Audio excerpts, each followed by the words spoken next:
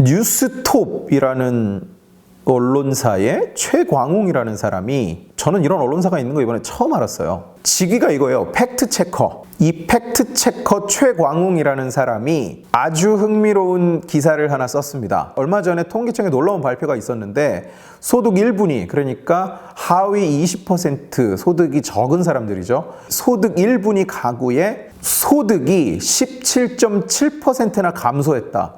그리고 심지어 근로소득은 39%나 감소했다라고 난리가 났어요. 소득주도 성장 욕먹고 문재인도 욕먹고 서민 살리겠다고 소득주도 성장하고 덕분에 자영업자들 다 말라 죽고 이러고 있는데, 심지어 그 저소득층의 소득이 엄청나게 줄어든 거예요. 40%가 줄어들었다는 얘기는 생과 사의 기로거든요, 사실. 집에 살 수 있느냐, 길에서 살아야 되느냐를 결정할 정도로 큰 차이라고. 여기에 대해서 이런 분석 기사를 내놓은 겁니다. 실제로 기사 제목이 이거예요. 소득 분배 악화, 최저임금 아닌 폐지 가격 하락 때문. 정상이라면 이 대목에서 웃음이 터져야 돼요. 한번 볼까요? 과연 이 팩트체커가 팩트체킹을 제대로 했는지. 이 기사는 이런 내용을 설명하고 있어요. 1분위에 비근로자 소득이 줄었는데, 이 비근로자는 다 폐지 줍는 노인이므로 폐지 가격이 떨어지면서 소득이 급격하게 감소했다. 이러면서 기본 전제를 몇 가지 깔아요. 일단 한국에 폐지를 줍는 노인이 170만 명이라고 주장해요. 이게 한국고물상협회라는 곳의 추산이라고 하는데, 일반인이라면 170만 명이 폐지를 줍는다는 이 얘기를 듣는 순간 뭔가 이상하다고 생각을 해야 돼요. 자, 복지부 추산 한국에서 폐지를 줍는 사람은 9만 명 정도 돼요. 복지부 추산보다 20배 정도 뻥튀기를 하고 있는 거거든요. 그리고 서울시에서 실제 조사한 바에 따르면 서울시 각 구에 폐지를 줍는 사람을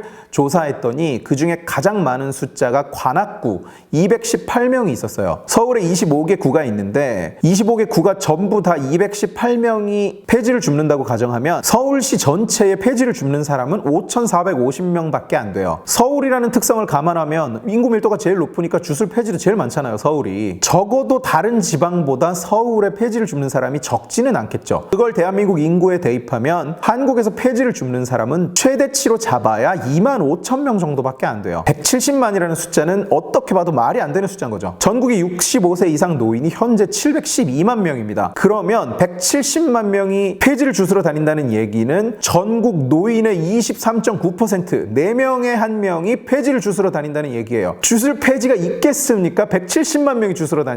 이렇게 숫자를 확대하니까 괴상한 결론에 이릅니다. 대한민국 노인은 대부분 폐지를 줍는다. 그리고 1분위 노인의 소득은 전부 폐지에서 나온다. 괴상한 결론이죠. 통계청은 여기에 대해서 이렇게 얘기를 해요. 작년 한 해 동안 1분위에서 무소득 가구의 비중이 급증했어요. 43.6%에서 55.7%로 거의 4분의 1이 늘었습니다. 그리고 현재 통계에서 1분위의 노인 인구가 근로자 인구인지 비근로자 인구인지는 그 어떤 데이터도 없대요. 그런 데이터는 존재하지도 않는다는 얘기예요. 수집을 하지 않기 때문에. 근데 이 팩트체커는 자기 마음대로 결론을 내려버려요. 그냥 노인은 근로자 외 가구라고. 폐지 가격은 과연 떨어졌을까요? 그런데 정작 이 기사를 읽어보면 폐지에 대한 분석은 아예 없어요. 그냥 폐지 가격이 떨어져서 소득이 줄어들었다, 자기 마음대로 결론 내렸는데 몇 퍼센트가 줄었고, 이런 분석이 전혀 없어요. 게다가 심지어 기사에 최저임금 얘기도 없어요. 제목만 최저임금이에요. 제목만 최저임금이 아니라 폐지 가격이 하락해서 소득 재분배가 악화됐다, 이렇게 얘기하고 있는 거예요. 제목만. 오직 현 정부를 실드 치겠다는 일념 하나로 쓴 기사같이 느껴지는 대목입니다. 제목으로 낚시까지 하고요. 왜냐하면 어차피 저쪽은 제목만 읽거든. 어차피 내용은 안 읽으니까. 이런 정성, 문재인 정부를 감싸고야 말겠다는 정성, 진짜 눈물이 날 지경이죠. 엄청 웃기긴 하지만 이런 얘기도 있어요. 소득 재분배가 왜 악화됐냐면 아동수당을 주기 시작하는 바람에 악화가 됐대요. 그런데 이 아동수당은 야당이 요구해서 늘렸대. 야, 이거 애들 밥 좀 먹이자, 뭐 이런 진영에서 지금 하는 얘기가 맞습니까? 대체 이렇게까지 해서 문재인 실드를 쳐야 되나?